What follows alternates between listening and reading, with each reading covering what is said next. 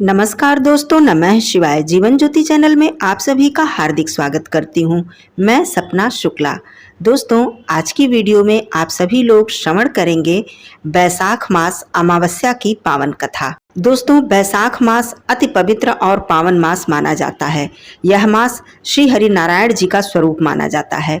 इस मास में जो भी व्यक्ति दान, जप, तप, धर्म, पुण्य कार्य तथा प्रातःकाल स्नान करते हैं उनको अनंत गुना पुण्य फल की प्राप्ति होती है। बैसाख मास की जो प्रमुख तिथियां हैं वह और भी अधिक पुण्यदायिनी मानी गई हैं। आज हम बैसाख अमावस्या के महत्व को और बैसाख अमावस्या की कथा का श्रवण करेंगे। मिथिलापति ने पूछा, ब्राह्मण, इस बैसाख मास में कौन कौन सी तिथियां अनंत पुण्यदायिनी हैं? श्रुतदेव जी बोले, सूर्य के मेष राशि पर स्थित होने पर बैसाख मास में 30 तिथियां अत्यंत पुण्यदायिनी मानी गई हैं।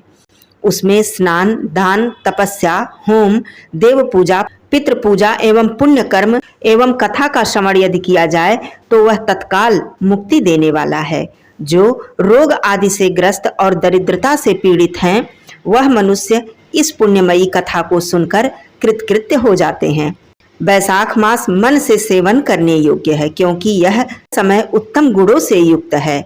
दरिद्र, धनाढ्य, पंगु, अंधा, नपुंसक, विधवा, साधारण स्त्री, पुरुष, बालक, युवा, वृद्ध तथा रोग से पीड़ित मनुष्य ही क्यों न हो, बैसाख मास का धर्म सबके लिए अत्यंत सुख साध्य है।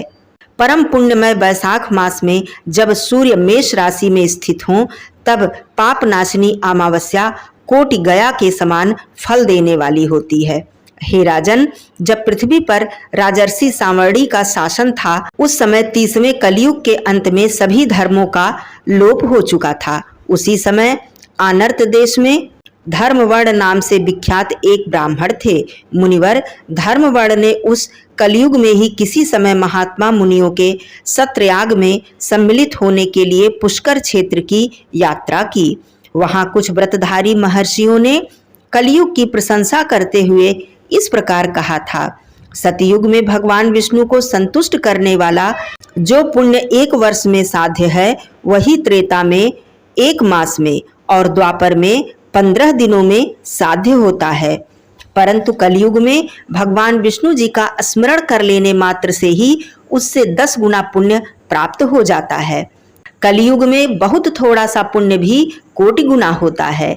जो एक बार भी भगवान का नाम लेकर दया दान कर देता है और दुर्भिक्ष में अन्न दान देता है वह निश्चय ही ऊर्ध्वलोक में गमन करता है। यह सुनकर देवर्षि नारद हंसते हुए उन्मत्त के समान नृत्य करने लगे। सभासदों ने पूछा, नारद जी क्या बात है? तब बुद्धिमान नारद जी हंसते हुए उन सभी को उत्तर दिए, आप लोगों का कथन सत्य है। इसमें संदेह नहीं कि कलयुग में स्वल्प कर्म से भी महान पुण्य का साधन किया जाता है तथा सभी क्लेशों का नाश करने वाले भगवान केशव स्मरण मात्र से ही प्रसन्न हो जाते हैं। तथापि मैं आप लोगों से यह कहना चाहता हूँ कि कलयुग में ये 2 बातें दुर्घट हैं। शिश्नेन्द्रिय का निग्रह और जिह्वा को बस में रखना, ये दोनों कार्य जो सिद्ध कर ले वही नारायण स्वरूप है। अतः कलयुग में आपको यहाँ नहीं ठहरना चाहिए। नारद जी की यह बात सुनकर उत्तम व्रत का पालन करने वाले महर्षि सहसा यज्ञ को समाप्त करके सुखपूर्वक चले गए। धर्मवर्ण ने भी यह बात सुनकर भूलोक को त्याग देने का विचार किया। उन्होंने ब्रह्मचर्य व्रत धारण करके दंड और कमंडलु हाथ में लिया और जटा वल्कलधारी होकर वे कलयुग के अनाचारी पुरुषों को देखने के लिए घर छोड़कर चल दिए। उनके मन में बड़ा विस्मय हो रहा था। उन्होंने देखा प्रायः मनुष्य पापाचार में प्रवृत्त होकर बड़े भयंकर एवं दुष्ट हो गए हैं। ब्राह्मण पाखंडी हो चुके हैं, शूद्र संन्यास धारण करते हैं, पत्नी अपने पति से द्वेष रखती है, शिष्य गुरु से वैर करता है, सेवक स्वामी से और पुत्र पिता के घात में लगा हुआ है। ब्राह्मण शूद्रवत और गौवें बकरियों के समान हो गई हैं। वेदों में गाथा की ही प्रधानता रह गई है। शुभ कर्म साधारण लौकिक कृत्यों के समान रह गए हैं। इनके प्रति किसी की महत्व बुद्धि नहीं है। भूत प्रेत और पिशाच आदि की उपासना चल पड़ी है। सब लोग मैथुन में आसक्त हैं और उसके लिए अपने प्राण भी खो बैठते हैं। सब लोग झूठी गवाही देते हैं। मन में सदा छल और कपट भरा रहता है। कलयुग में सदा लोगों के मन में कुछ और, वाणी में कुछ और तथा क्रिया में कुछ और ही देखा जाता है। सबकी विद्या किसी न किसी स्वार्थ को लेकर ही होती है और केवल राजभवन में उसका आदर होता है। संगीत आदि कलात्मक विद्याएं भी राजाओं को प्रिय हैं। कलि में अधम मनुष्य पूजे जाते हैं और श्रेष्ठ पुरुषों की अवहेलना होती है। कलयुग में वेदों के विद्वान ब्राह्मण दरिद्र होते हैं। लोगों में प्रायः भगवान की भक्ति नहीं होती। पुण्य क्षेत्र में पाखंड अधिक बढ़ जाता है। शूद्र लोग जटाधारी तपस्वी बनकर धर्म की व्याख्या करते हैं। सभी मनुष्य अल्पायु, दयाहीन और शठ होते हैं। कलयुग में प्रायः सभी धर्म के व्याख्याता बन जाते हैं और दूसरों से कुछ लेने में ही उत्सव मनाते हैं। अपनी पूजा कराना चाहते हैं और व्यर्थ में ही दूसरों की निंदा करते हैं। अपने घर आने पर सभी अपने स्वामी के दोषों की चर्चा में तत्पर रहते हैं। कलि में लोग साधुओं को नहीं जानते, पापियों को ही बहुत आदर मिलता है। दुराग्रही लोग इतने दुराग्रही होते हैं कि साधु पुरुषों के एक दोष का भी ढिढोरा पीटते हैं और पापात्माओं के दोष समूहों को भी गुण बतलाते हैं। कलि में गुणहीन मनुष्य दूसरों के गुण को न देखकर उनके दोष को ही ग्रहण करते हैं। जैसे पानी में रहने वाली जोंक प्राणियों के रक्त पीती है, जल नहीं पीती, उसी प्रकार जोंक के धर्म से संयुक्त होकर मनुष्य दूसरों का रक्त चूसते हैं। औषधियां शक्तिहीन होती हैं। ऋतुओं में उलटफेर हो जाता है। सब राष्ट्रों में अकाल पड़ता है। कन्या योग्य समय में संतानोत्पत्ति नहीं करती। लोग नट और नर्तकों की विद्याओं से विशेष प्रेम करते हैं। जो वेद वेदांत की विद्याओं में तत्पर और अधिक गुणवान हैं, उन्हें अज्ञानी मनुष्य सेवक की दृष्टि से देखते हैं। वे सबके सब भ्रष्ट होते हैं। कलि में प्रायः लोग श्राद्ध कर्म का त्याग करते हैं, वैदिक कर्मों को छोड़ बैठते हैं। प्रायः जिह्वा पर भगवान विष्णु के नाम कभी नहीं आते। लोग श्रृंगार रस में आनंद का अनुभव करते हैं और उसी के गीत गाते हैं। कलयुग के मनुष्यों में न कभी भगवान विष्णु की सेवा देखी जाती है, न शास्त्रीय चर्चा होती है, न कहीं यज्ञ की दीक्षा है, न विचार का लेश है, न तीर्थ यात्रा है और न दान धर्म ही होते देखे जाते हैं। यह कितने आश्चर्य की बात है। उन सबको देखकर धर्मवर्ण को बड़ा ही भय लगा। पाप से कुल की हानि होती देख अत्यंत आश्चर्य से चकित होकर वे दूसरे द्वीप में चले गए। सब द्वीपों में और लोकों में विचरते हुए बुद्धिमान धर्मवर्ण किसी समय कौतूहलवश पितृलोक में गए। वहां उन्होंने कर्म से कष्ट पाते हुए पितरों को बड़ी भयंकर स्थिति में देखा। वे दौड़ते, रोते, गिरते पड़ते थे। उन्होंने अपने पितरों को भी नीचे अंधकूप में पड़े हुए देखा। उनको देखकर आश्चर्यचकित होकर दयालु धर्मवर्ण ने पूछा, आप लोग कौन हैं? किस दुस्तर कर्म के प्रभाव से इस अंधकूप में पड़े हैं? पितरों ने कहा, हम श्रीवत्स गोत्र वाले हैं।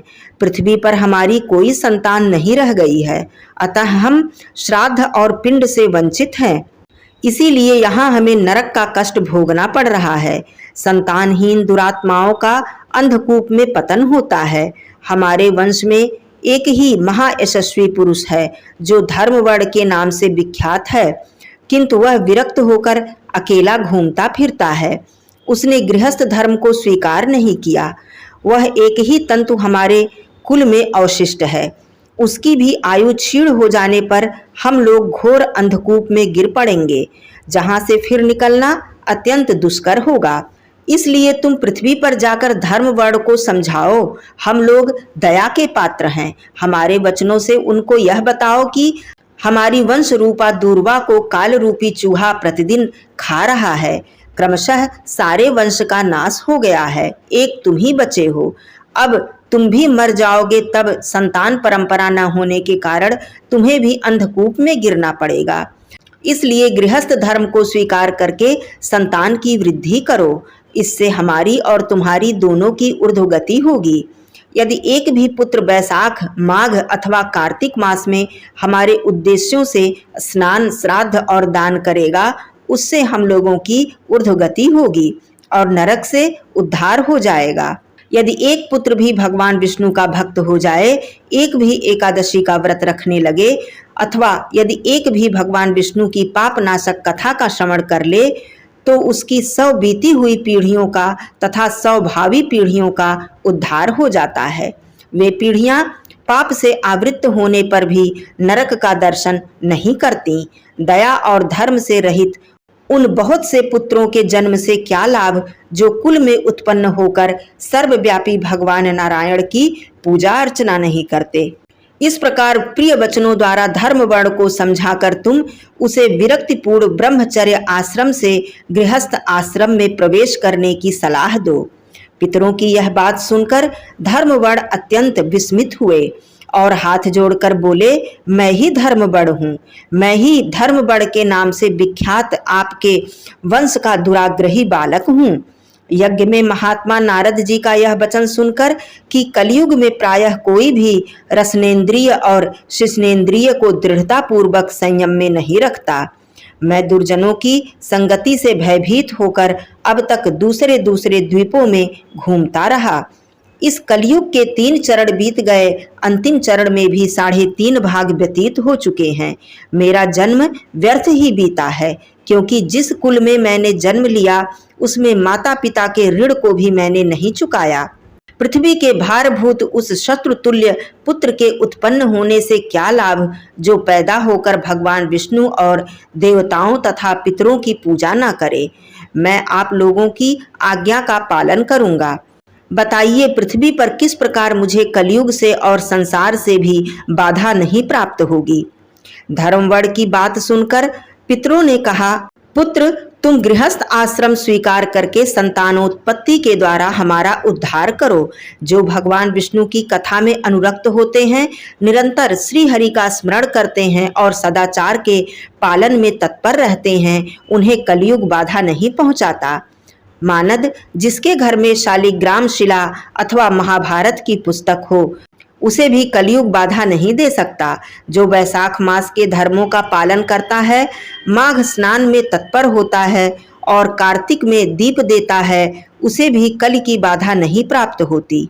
जो प्रतिदिन महात्मा भगवान विष्णु की पापनाशक एवं मोक्षदायिनी दिव्य कथा सुनता है, जिसके घर में वलि वैश्व देव होता है, शुभकारिणी तुलसी स्थित होती हैं तथा जिसके आंगन में उत्तम गौ रहती हैं, उसे भी कलयुग बाधा नहीं देता। अतः इस पापात्मक युग में भी तुम्हें कोई भय नहीं है। पुत्र, शीघ्र पृथ्वी पर जाओ। इस समय वैशाख मास चल रहा है। यह सबका उद्धार करने वाला मास है। सूर्य के मेष राशि में स्थित होने पर 30 तिथियां पुण्यदायिनी मानी गई हैं। एक एक तिथि में किया हुआ पुण्य कोटि कोटि गुना के समान है। उनमें भी जो वैशाख की अमावस्या है, वह मनुष्यों को मोक्ष देने वाली है, देवताओं और पितरों को अत्यंत प्रिय है तथा शीघ्र ही मोक्ष की प्राप्ति कराने वाली है। जो उस दिन पितरों के उद्देश्य से श्राद्ध करते हैं और जल से भरा हुआ घड़ा एवं पिंडदान देते हैं, उन्हें अक्षय फल की प्राप्ति होती है।